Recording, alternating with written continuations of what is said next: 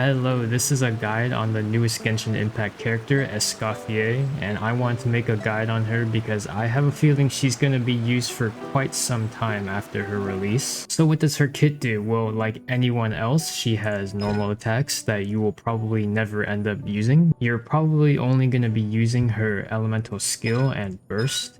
Now first is her elemental skill, which has two modes differing on if you tap or hold the skill button. You're pretty much always going to be tapping it instead of holding it, because when you tap it, a little like ice dish follows around your active character and starts like firing cryo projectiles at enemies, which then do damage. And when you hold her skill, it's more like an exploration passive. You just put a dish down on the ground, and whenever you do enough elemental attacks to it, you get a free food buff that you can just eat whenever. So in combat, you're always going to tap instead of hold, because tap is how you do damage and then holding is like an exploration thing. And when you use her elemental burst, she does a bunch of cryo damage and then restores health to everyone in your party.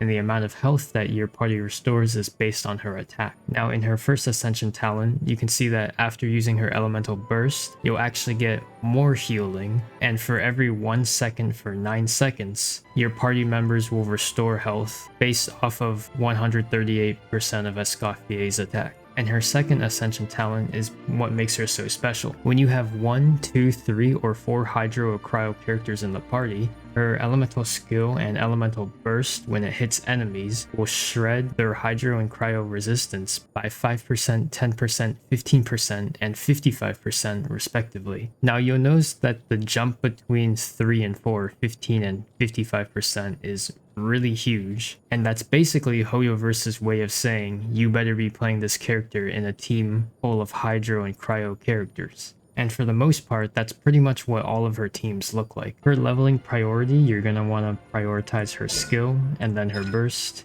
I personally wouldn't level up her normal attacks, but if you want to, you can. For what weapons you'll want to run on her, obviously her signature weapon is best, but other good weapons include Calamity Queller and Staff of Homa. Skyward Spine also performs quite well as Primordial Jade Wing Spear.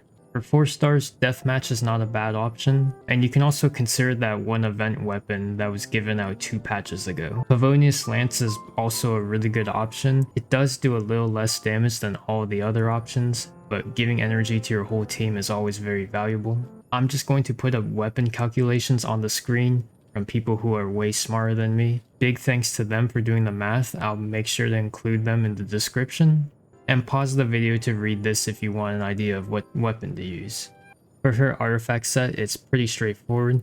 Her best overall artifact set is Golden Troop. You're going to want the 4-piece because you want her elemental skill to do more damage. Another option is Blizzard Strayer. It's better than Golden Troop if the enemies you're fighting can be frozen. However, if they cannot be frozen, then Golden Troop is just going to be better. And if you want to sacrifice Escoffier's damage to make your main carry do more damage, then 4-piece Tenacity of the Millilith is another option. For the stats on your artifacts, in your sands, you're going to want to prioritize attack percent or energy recharge. Energy recharge if you really need it to hit the energy requirements. For your goblet, you're going to want cryo damage or attack percent. Both cryo damage and attack percent are pretty close in damage, but attack percent does increase your healing, so that's something to consider, but I'd probably just choose whatever has better substats. And for your circlet, you're going to want crit rate or crit damage. Substats to prioritize are energy recharge until you hit your requirement, crit rate and crit damage, and then attack percent. For her energy recharge requirements, it depends on how many cryo characters you have on your team. So I would say the best way to figure out how much energy recharge you need is to just experiment on your own, do a few rotations, and see if you can reliably get her elemental burst back. As for her team, she kind of has 3 choices. Choice number 1 is when you're using a cryo DPS. So for example, like Ayaka, Ganyu, Wriothesley. In this case, you would use her with Farina and someone like Shenhe. If you don't have Farina, you can use someone else who applies Hydro like Xingqiu or Yelan. And if you don't have Shenhe, then you can use another cryo support like Rosaria, Diona, Layla, Seat Lolly, anyone like that. Option number 2 for her teams is if you're using a Hydro DPS. These pretty much include Ayato and Nuvalet.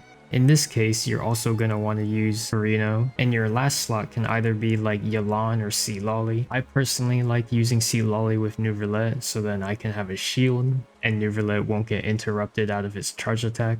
And her third option, which you can technically use her in melt teams because she does apply cryo off field. However, note that Escoffier will perform a lot worse in melt teams than the first two types of teams because of the passive that we described earlier, where if everyone in your party is cryo or hydro, she will shred up to 55% of those resistances. So is Escoffier worth polling? Well, first and foremost, I would say that if you ever plan on polling and playing Skirk, I would heavily recommend that you poll for Escoffier. If you like playing cryo DPSs, I would say you should poll for Escoffier. If you are looking for a DPS increase on your Neuvillette teams, I don't know if she's going to give you that crazy increase, if any at all, but it does enable you to play a pretty comfy team with her because you can play Sea Lolly and get a shield. And your DPS performance will be about the same compared to Kazuha and Shilonen. And if you have no interest in playing any of the teams I just mentioned like Freeze and Skirk and Cryo DPSs, and you don't ever play any of those teams, I would say that you don't have to get Escoffier. She's probably not going to do much for your account, but that's just something to consider. That's my Escoffier guide. I hope you learned something. Thanks for watching.